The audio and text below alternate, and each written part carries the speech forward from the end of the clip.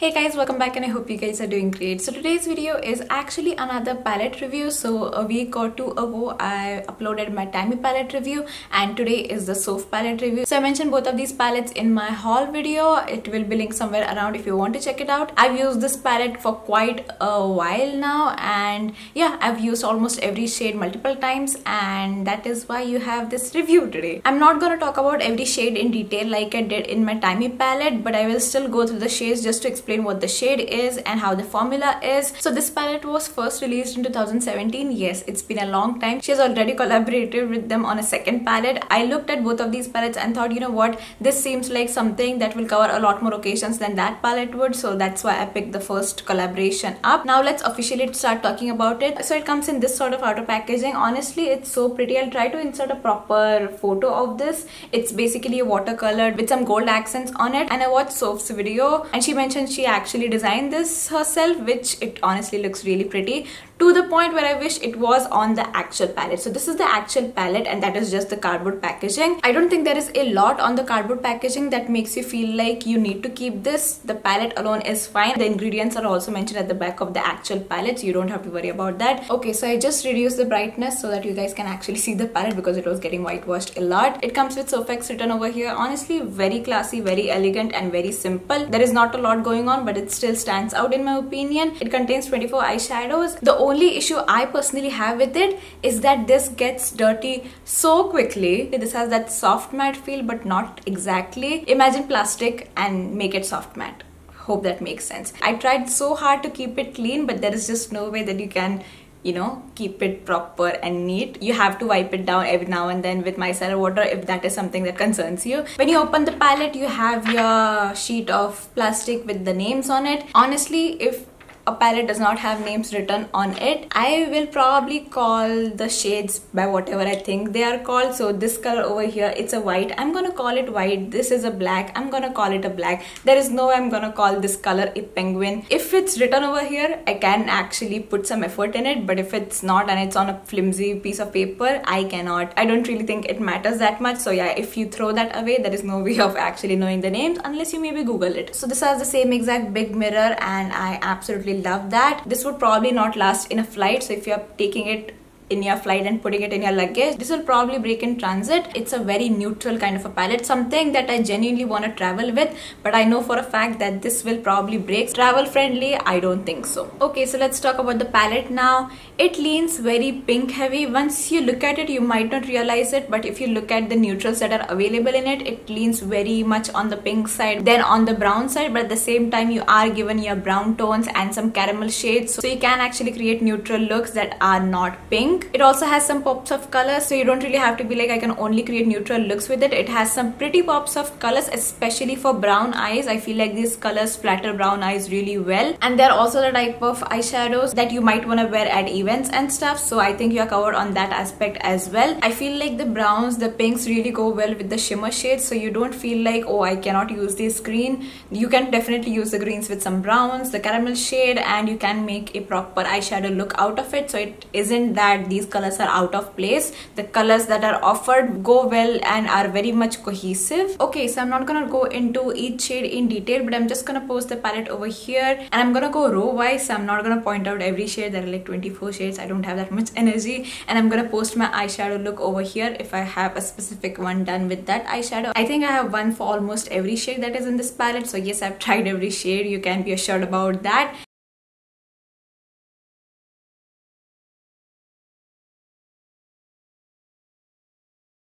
So yeah, let's get started. So the first shade is a pure white shade. It's a matte. It's honestly such a pigmented shade. If you want a proper white color that is pigmented, this is a great one. The next shade is, for me, it's a setting down my brow bone sort of shade. It's a matte. Again, I wish this was a little bit lighter so that this could be a highlighting my brow bone shade, but at the end I can always mix it in with the white color to get a highlighty shade. The third shade is a shimmery one. It's kind of too light for my skin, but it's still workable, especially for my inner corners. The fourth shade is, it looks lilac-y in the pan, and it is that color. On my skin tone, it's just a little icy. This is more of that flaky shimmer sort of formula. The fifth shade is a beige with slight rose tones to it. This shade doesn't really have a lot of purpose in my life at least, but if you're a lighter skin tone person, this would be a great all over eyeshadow sort of color. The last shade in the first row is a caramel shade. It's slightly less deeper than what is in the Rose in the Air palette. It does make a good transition color, and again one of those all over eyeshadow looks if you don't want to wear a lot on your eye. This kind of pulls the palette slightly more on the warm side instead of the pink side. Coming on to the second row, the first two shades are that flaky formula. Again, the first one has slightly more coppery rosy tones to it, and the second one is more gold tone.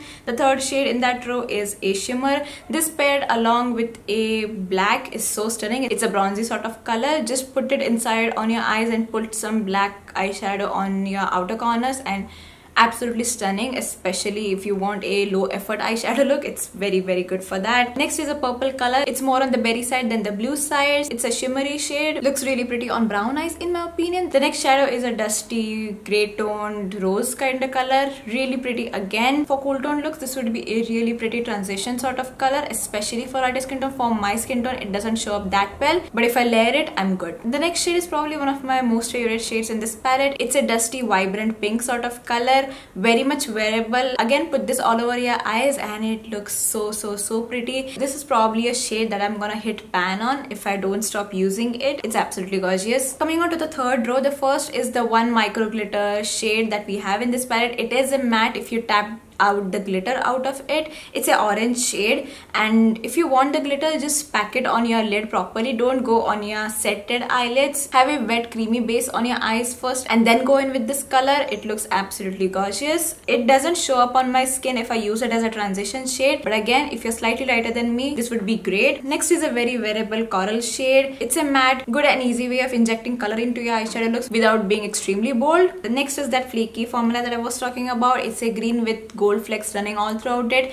I personally don't wear green onto my eyes, but wearing this color made me feel like I actually want to use this in a lot of my looks. So yes, it's that pretty. The next is a similar formula. It's just a duochrome. This is probably one of everyone's introductory duochromatic shades. It goes from that steel blue color to a burgundy brown sort of shade, and I'm glad this color exists in this palette. It's just a way to try out a lot of different formulas that this palette and the brand offers. Next is a gray for cool tone looks. Again, it's gonna be amazing for me. I do have to layer it. It's just slightly light for me just to create some shadow. This is actually a really pretty color. The next is a red. You guys know I like red. It's an earthy toned matte color. Will suit and look good on every single person. The next is a pinky tone, slightly earthy again. Similar to the coral in the third row, this is also a good way of adding color without being way too bold because it isn't the neon pink, but it's still pink. It's a pretty matte color. Next is a shimmery pink, just a soft shimmer formula. Again, really good. I'm glad we have the option. The shade next to it is also a very similar formula, just a little bit more orange than the previous color. Next we have a brown. This is actually very neutral. This is not too warm toned. I feel like if you are able to get your brush in here properly, you'll be able to use this even as a contouring shade. This is a good way to deepen all of these colors. It goes so well with the other colors present in this palette. I really love it. And yeah, it's a matte.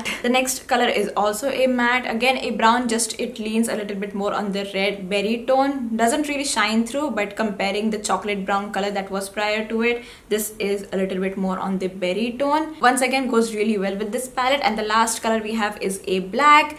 Classic black, works well, blends well. If there is one shade that I find is slightly difficult to work with in this palette, that is the black, but I just don't think it's exceptionally difficult. It's just how normal blacks behave. It's actually easier to blend than a lot of blacks that I have tried. So yes, you have your white, you have your black, you have a lot of shimmery options. It's a very good neutral palette. You have your cool tones, you have your warm tones, you have your pink colored neutrals, as well as some warm kind of caramelly shade neutrals, and the pop of colors that are given are so friendly, especially with brown eyes and brown skin. I feel like these colors complement our eyes and our tones really well. So I'm glad this palette considers all of it. I did watch Soph's video on this palette, and she did mention that she tried her best to make this palette as universal as possible, and you can truly see it. So no matter what your skin tone is, I'm pretty sure you'll be able to create looks that you want from this palette. There are lights, there are darks, there is enough depth, there is enough light in this palette, and I really do like that fact about it. Basic palette, very beginners friendly, and at the same time as a beginner you get to try some duochrome, some different shimmer formulas, some mattes, some micro glitter mattes. It's very much an all-in-one palette. You can do your day looks, you can do your night looks with this. You really don't have to think a lot when you look at this palette. It isn't confusing for me. If you have seen this palette and are thinking, is it worth it, do I really need this in my life, it really depends on what kind of need you're talking about. Even if the color story isn't your ultimate color story, I feel like you'll be able to get some good use out of this. When I think about the Timey palette, and I'm not comparing the formulas because the colors in the Timey palette versus the colors in this palette are very different. These colors are easy to formulate and you will not probably see these colors being formulated badly in any eyeshadow palette. These are very common and easy to work with. And the Timey palette on the other hand has a lot of shades that are difficult to formulate. Comparing that one and this one, this is definitely way easier and way consistent all over it. If you have tried that formula and wondering how this is, or if you have tried this formula and wondering that is slightly difficult to work with, and you kind of have to work your way through while using and learning simultaneously with that formula. This on the other hand, I feel like you're a lot more comfortable knowing and using these colors. Overall, a really good palette. You get a lot of options, really good formula to work with, easy, beginners friendly. Yeah, you can tell that I really do enjoy this palette. I like this way more than I thought I would, and I definitely would recommend. Get it on sale from Myntra. It will cost you around 900 to 1000 rupees. I got this and the Timey palette together. Absolutely amazing deal, especially because you get like 24 eyeshadows. I'll insert some proper swatches right now and then we'll move to the outro.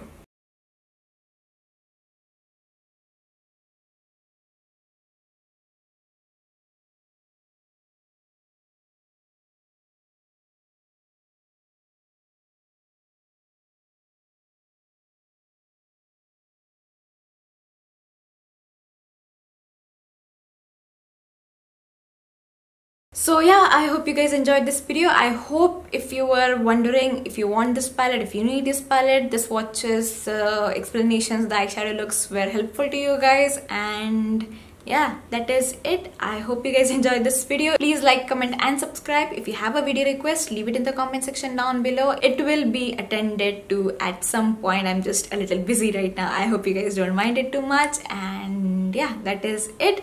Once again, thank you so much for watching and I will see you in the next one. Bye.